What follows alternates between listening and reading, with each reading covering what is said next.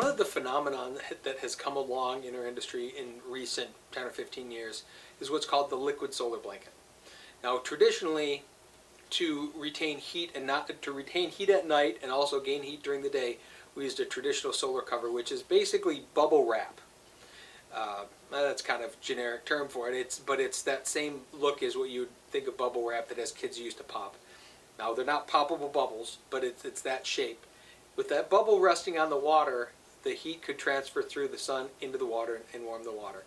But more importantly, what the solar covers at night, when it gets cool at night, is because that surface, it creates a surface over the pool, you don't get the evaporation. Challenge with it being is trying to pull it on and off the pool.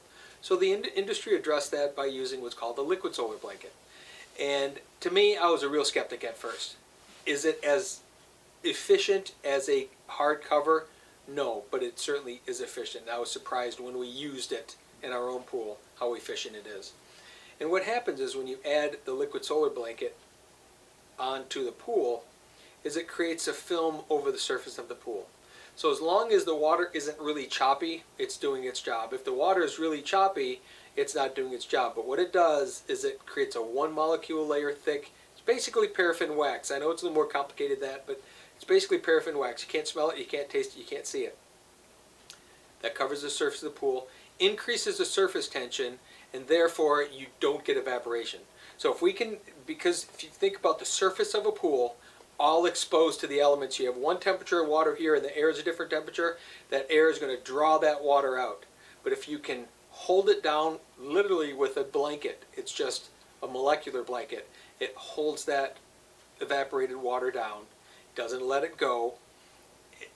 You're not gaining heat from the sun with it, but you're not losing the water. When you lose the water, you oftentimes lose the heat as well.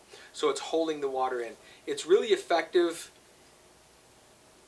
not to the point where a regular solar blanket is. It's not as efficient as that, but you'll find like a 20% increase in efficiency in terms of not losing heat and retaining heat from it. So it's certainly worth having.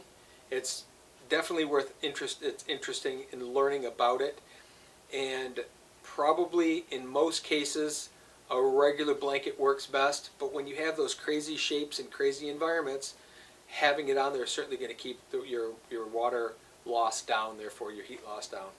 So to me, it's a worthwhile product.